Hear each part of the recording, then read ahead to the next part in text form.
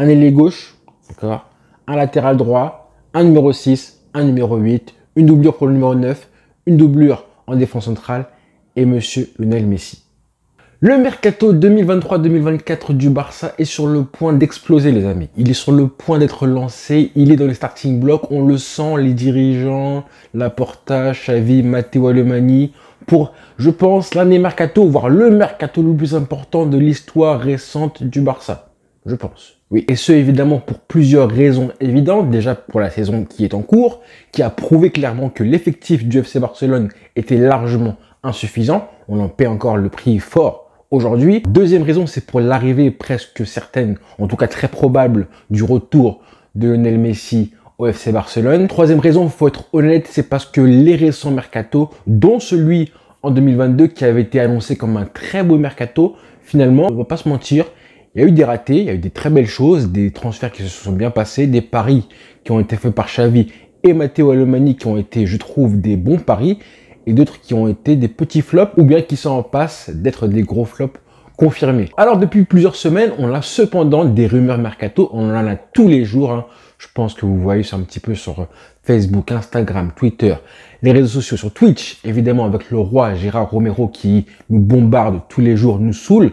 Mais c'est important et ça montre que malgré tout, avec un Barça qui est en crise financière, un club qui se restructure avec des moyens, des investissements colossaux, avec un nouveau stade qui va arriver en 2024, une crise sportive avec une deuxième saison d'affilée où le Barça ne se qualifie pas en huitième de finale de Ligue des Champions, des dépenses XXL lors du mercato 2022, rappelez-vous Lewandowski, Rafinha, Koundé et j'en passe, et qui en plus ont été permis grâce à des levées financiers, rappelez-vous. Avec tout ça, malgré tout ça, on a un Barça qui se veut être hyper actif lors du mercato prochain, en rapatriant plutôt, par exemple, la superstar Lionel Messi. Alors, comment le Barça fera pour ramener Messi, plus tous ces joueurs-là, en étant plus endettés, en galère avec le fair play financier et en ayant dépensé, investi autant d'argent pour le stade, le nouveau Camp Nou? Bon courage à eux. Moi, ce qui m'intéresse, c'est la façon dont le Barça aborde ce mercato-là. Je suis content et ravi de voir que le Barça, les dirigeants du Barça, Laporta, Matteo Alemany, Rafael Yuste, tous ont compris que l'effectif actuel était vraiment trop pauvre. En termes de qualité et en termes de quantité, on a vu cette saison-là que le Barça ne pouvait pas rivaliser avec les meilleures équipes européennes, loin de là. Quand tu prends l'effectif du Bayern Munich, de Manchester City, même du Real Madrid, qui est quand même un petit peu limité aussi, mais quand tu prends Chelsea, et ben tu vois que toutes ces équipes-là ont largement plus de qualité dans l'équipe type, mais aussi sur le banc. Sur le banc, c'est important. C'est impossible aujourd'hui d'avoir un Barça comme par exemple il y a 10-15 ans. À l'époque, on avait un 11 très très fort, d'accord?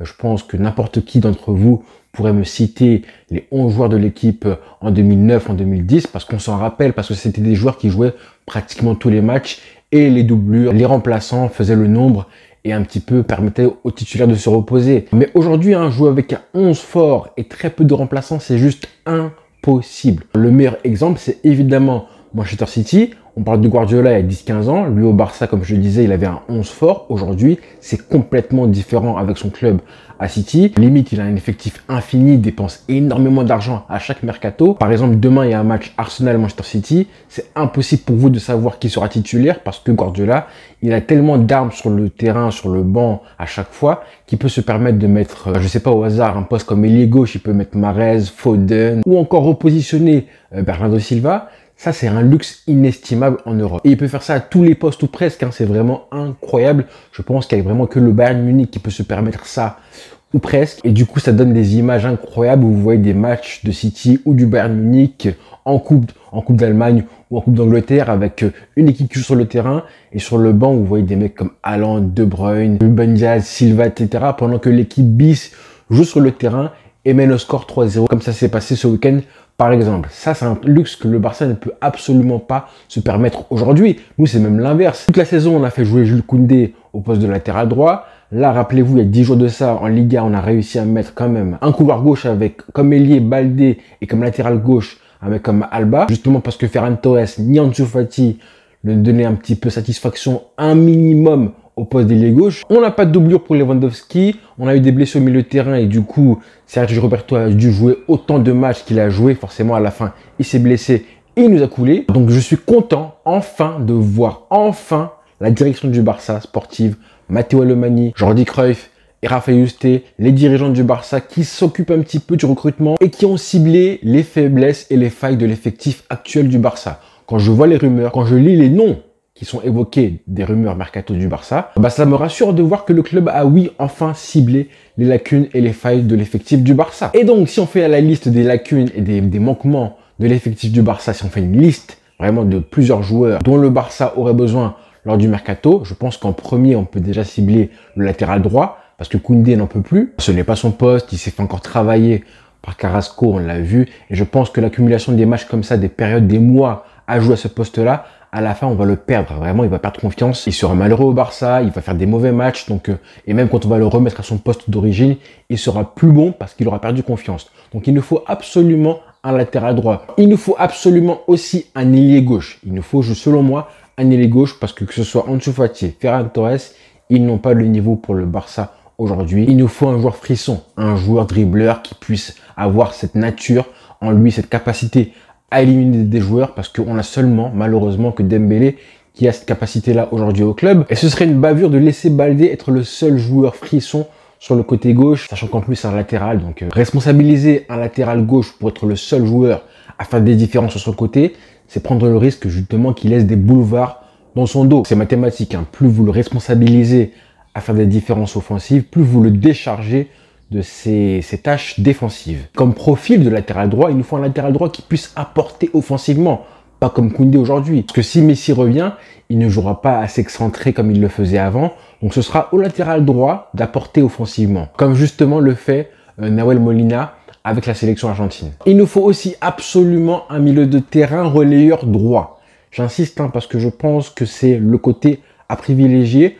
À gauche, on a en général Pedri et Frenkie de Jong qui peuvent jouer à ce poste-là, mais à droite, dans le cas où Messi revient, il nous faudra un milieu de terrain un petit peu dans le registre de Rodrigo de Paul, un milieu de terrain tout-terrain. Un milieu de terrain qui aura une grosse activité, pour ne pas dire un sens du sacrifice, pour un petit peu combler les lacunes défensives de Messi, malheureusement, parce que Messi, 36 ans, on sait que, même si je pense qu'il y a encore moyen de le faire courir encore un petit peu, je pense que voilà, forcément, il faudra avoir ce soldat qui puisse un petit peu se sacrifier, comme le fait de Paul avec l'Argentine, pour couvrir la zone que Messi va laisser à cause de son absence de pressing et de repli défensif. Cette zone un petit peu, là, comme Rakitic le faisait assez bien à l'époque aussi. Il nous faut absolument, et c'est peut-être même la priorité, un vrai numéro 6 pour un poste comme ça, aussi important que ça, parce que Busquets, on sait que 35 ans, c'est compliqué, il est parti pour prolonger.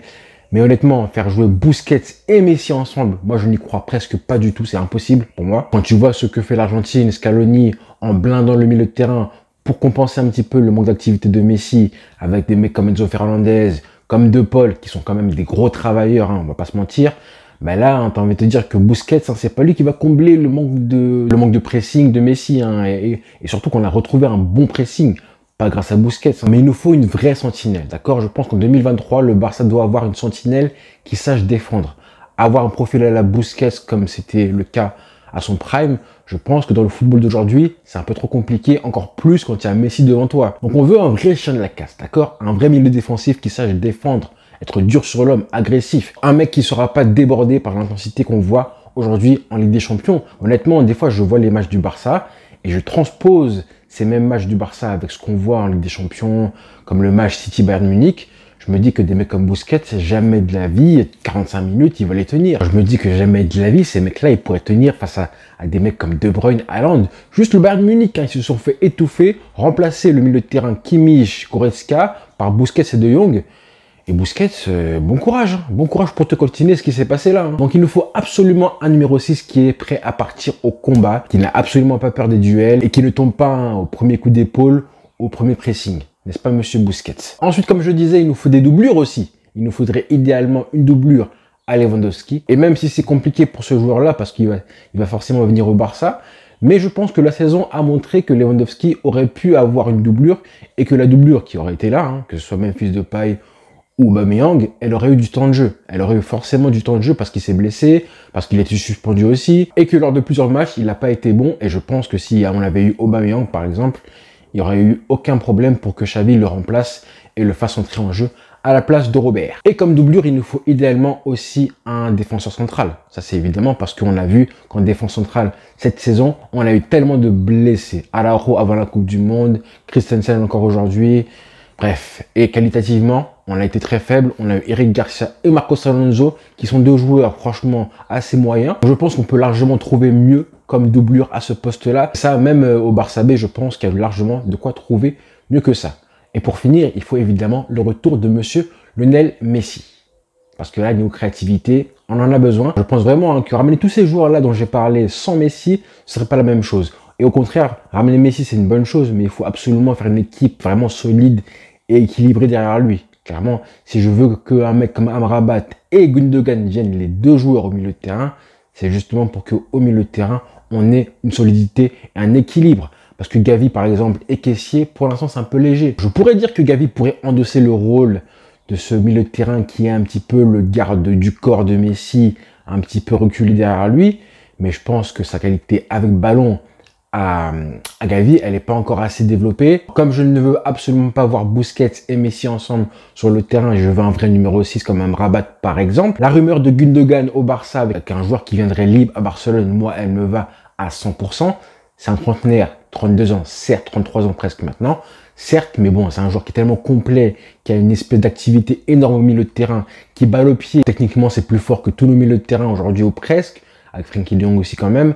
Et voilà, et j'ai envie de dire que Cancelo, c'est aussi dans l'optique de voir Messi jouer à ce poste là où il serait un espèce d'attaquant droit, pas forcément ailier, mais bon, je pense que l'aile droite sera réservée soit à Cancelo, soit si on joue à 3 attaquants avec Ousmane Dembélé à droite. Comme je disais, il nous faut du coup un latéral droit assez offensif, comme on a déjà un profil plus défensif avec Koundé. Mais à terme, je pense qu'on en aura besoin d'avoir au moins juste le fait d'avoir les deux options. D'accord? Un Xavi.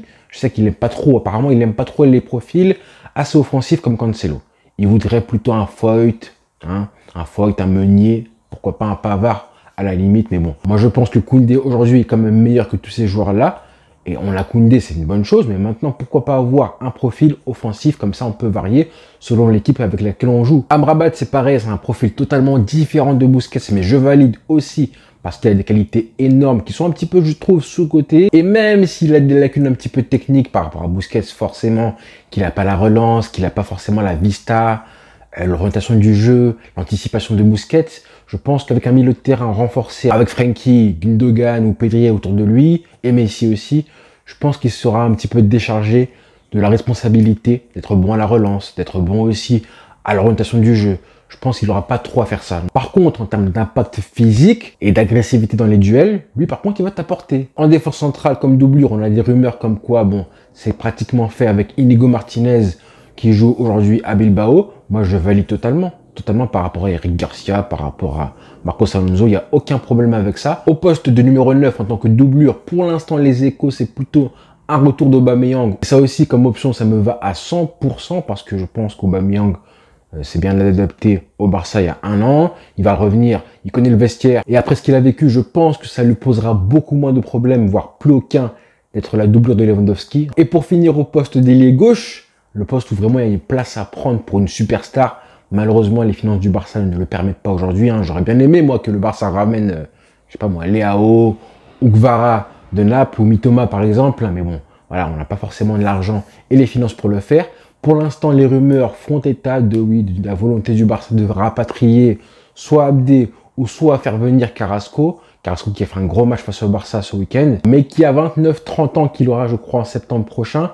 Moi, je suis plus pour l'option Abdé, parce que vraiment, il fait une grosse saison. Il arrivera avec une grosse confiance acquise à Osasuna. C'est un dribbleur hors pair, mon Carrasco aussi, mais c'est vraiment deux dribbleurs. Donc les deux, j'aime beaucoup les profils, mais bon, quand même, il est plus jeune. Voilà, il est plus jeune, en plus, il connaît le club. S'il vient, c'est forcément gratuit. Il aura un petit salaire au plus. Donc franchement, il y a juste l'aspect tactique où Carrasco, quand même, est un poil supérieur à Abdé. Même si les deux, quand même, je trouve qu'ils sont assez pauvres, ils ont quand même de grosses lacunes tactiques. Je trouve que des fois, ils font souvent, même très souvent, les mauvais choix. Mais selon moi, les deux sont quand même meilleurs qu'Ansu Fati et Ferran Torres aujourd'hui, de loin. Donc voilà les frères. Là, quand même, on a fait une belle liste avec, comme je disais du coup, un ailier gauche, soit Carrasco, soit Abdé. Un numéro 6, Amrabat, pour l'instant, c'est la rumeur qui revient le plus. Un numéro 8, Gundogan, parce que voilà, je pense que c'est le profil qui colle aussi au Barça assez bien, qui est gratuit, et qui est un joueur confirmé et un taulier au milieu de terrain. Un latéral droit, très important forcément, plutôt offensif. Hein, donc là, les rumeurs, c'est Cancelo. C'est compliqué parce que lui, ce sera un prêt par rapport à City, mais le salaire est énorme aussi. Une doublure pour Lewandowski au poste de numéro 9. Une doublure aussi au poste de numéro 5 en défense centrale. Et évidemment, Messi. Ça fait 7 joueurs pour renforcer l'effectif du Barça pour l'année prochaine. Je ne sais pas si on peut se permettre ça financièrement, mais c'est comme ça que je vois le projet de renouvellement de l'effectif. Si on veut garder Busquets, Alba, Sergio Roberto, Marcos Alonso, tous ces joueurs-là, il nous faut 7 joueurs comme ça pour avoir un effectif assez équilibré, d'accord, et varié. Ce serait dans l'idéal. Je répète, hein, un ailier gauche, d'accord, un latéral droit, un numéro 6, un numéro 8, une doublure pour le numéro 9, une doublure en défense centrale et monsieur Lionel Messi.